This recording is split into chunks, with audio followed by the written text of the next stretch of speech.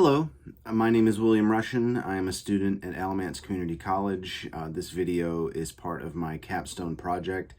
It is going to be just a brief presentation of my project, what I did, the usability tests involved, and then just sort of explain, what I've come away with it from, or come away from it with, I guess you could say. I divided this project up into 4 parts. I did a planning stage, a producing stage, an implementing stage, and a reflecting stage. I treated each stage the same, gave it the same amount of time, didn't treat one as more important than the other. Whenever these semesters started, obviously, I began with the planning stage. And I wanted to play to my strengths. I knew that in the prompt it tells us we don't necessarily have to create something so much as just design a user interface for it. And so I was motivated by that because my concentration is business support. And as I said in my paper, yes, I took programming courses, but a lot of my sort of interest and extracurricular things outside of school weren't necessarily dealing with programming. So I really approached this from a business support angle. And so I knew I wanted to create, I decided pretty early on, I was like, for me, probably just like a simple data input system. I input data a lot in my current job, and so it made a lot of sense. It's just the sort of user interfaces that I am most used to working with. Because I was motivated by trying to solve a problem. And so, of course, thinking about my experiences in the workplace, I thought a data input system would be good because I know that you can solve a lot of problems by analyzing data. And so I started thinking at the start of the semester, it actually coincided with me beginning a new job at Medline Industries, working in the inventory department. And I enjoyed the job, doing a lot of data analytics, analyzing a lot of numbers, and I was motivated to try and solve a problem at this new job.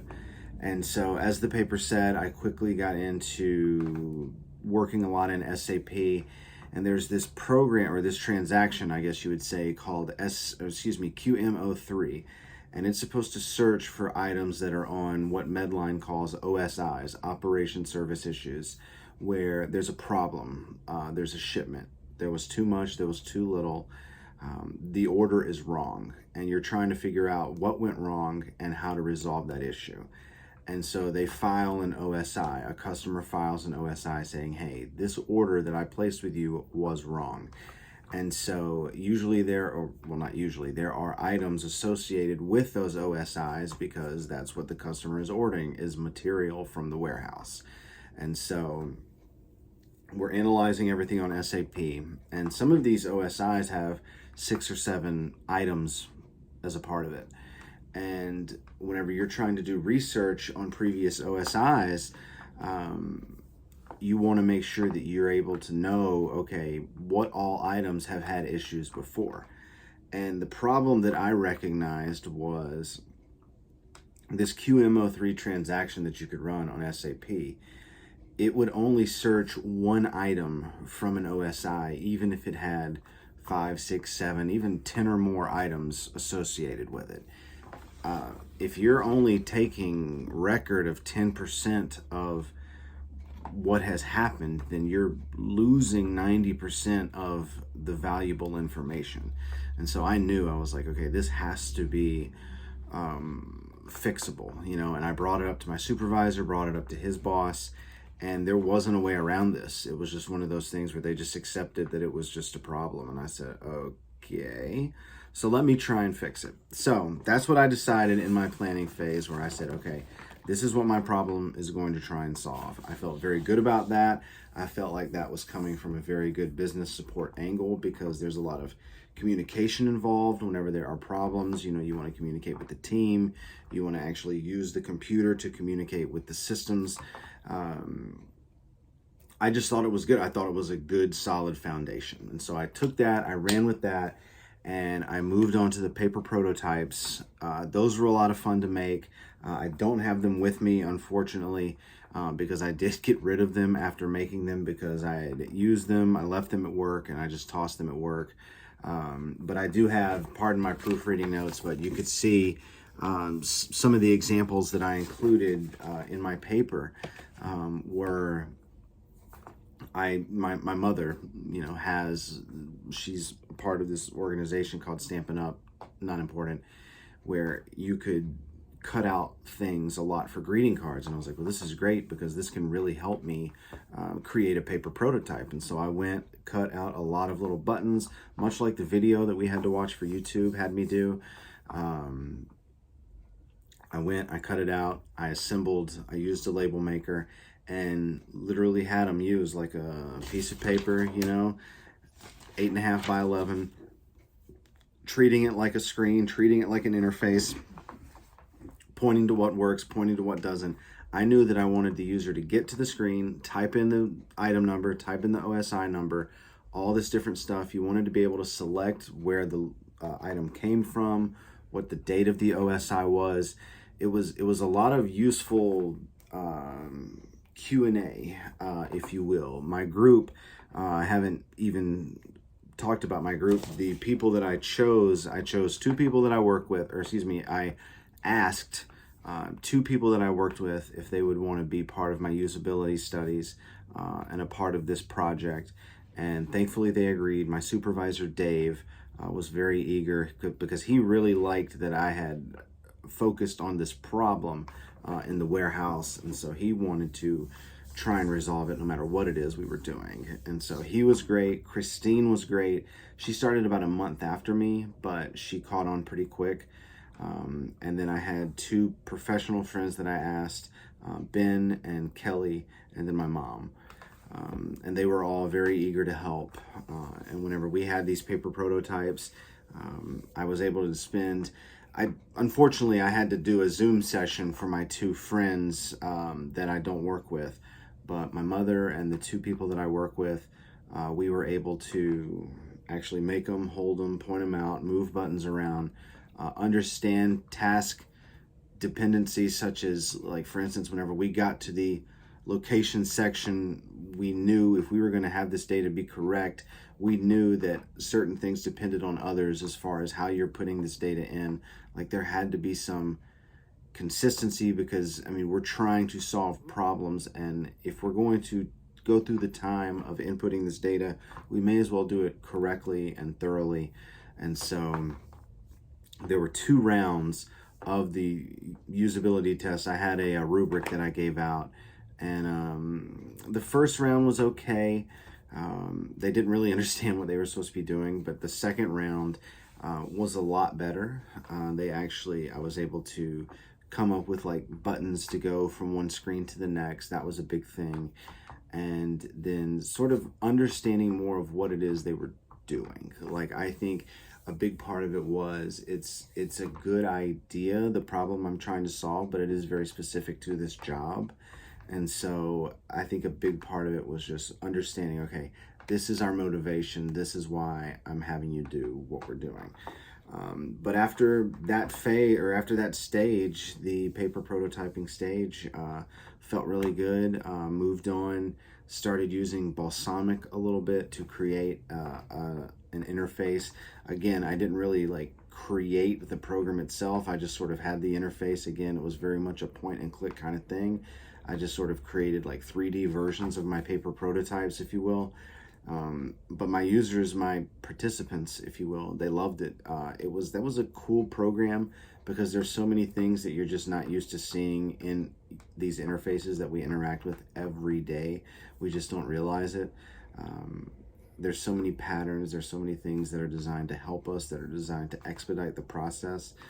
That was really neat. That was a big thing that I came away with, is that there are so many similarities in these interfaces to where it's like, okay, if you want a calendar, well, there are several different, if you want to enter in a date, well, then this is the way we've seen it recommend, because just about every application on earth might make you enter in a date, that kind of thing. You know what I mean? Where it was like, whoa, once you go into Balsamiq and you're able to see, okay, this thing that I've been trying to design on paper, there's a lot of things that are very similar to it, and so I was able to pick out buttons and ways to input the data. I really like drop-down menus as well, where it's like select from this list what it is you would like, because again, if you're putting in a warehouse location, if you allow the user to just input in any way they want, there's no telling what you will come back with, because there's like 6 parts to that thing, and you want to make sure that everybody's putting it in the same way. It's just that simple. So that was cool. That was really a lot of fun. It was a fun part of this project. I had like 5 different test suites that I did. I sort of treated the test suites as all these different examples of the OSIs that I would get, because you would have an OSI for an overage of X amount, or you would have an OSI for a shortage of X amount, or a mispick of this amount and that amount. And going through the process of, putting in the data, you would have to pick different things based on what the circumstances or the context of that OSI was. So I feel like it all flowed well. It all made sense. This project in general was a good summation of the last 4 years, or excuse me, the last 3 years that I've spent getting this degree. The reflection I have not typed out yet. That is a separate assignment. But if I just sort of, foreshadow that a little bit, I feel like this project hit some things, or drew some things home in terms of what I'm going to take away from ACC. And that's that I think that a lot of tech, if you study it, you're going to know how to do it. If you do it on a daily basis, you're going to be able to know how to do it. Whether it's, adding permissions for a user on a, Linux operating system, or changing the way that a spreadsheet looks, or designing a user interface. I think that those kinds of things, there's training courses for that. There's all sorts of stuff that you can go online and you can learn how to do. I think communication, the people aspect, the sort of soft skills, if you will, is just a big part of it that might get overlooked in terms of what's important, just because there are so many technical aspects to the IT field. You still, like for instance, whenever you're performing usability tests, you still have to be able to communicate to your participants, explain to them what it is you're doing, be patient with them, explain the pros, the cons, if there's anything they need to know, making the instructions clear, making the prototypes clear. Like, communication is so important. And again, I think anyone is capable of, learning the most updated version of a software or anything like that.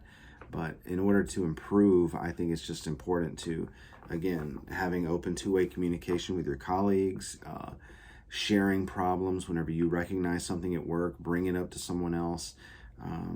And like, that just bleeds into just the communication aspect of tech, of every other field that there is. So I feel good. I'm just going to sort of go ahead and end this. It's set on the rubric 10 to 15 minutes. Again, I have the paper. It's just about 30-ish pages. I'm turning this in. I'm turning the video that I'm making now. I'm turning in the outline from Project Libra, and I think there's one other thing that I'm not thinking of right now. But I've learned a lot from this project. Again, I feel like I was able to design something good that the company would use. Medline really liked, my supervisor really liked what it is I was doing here.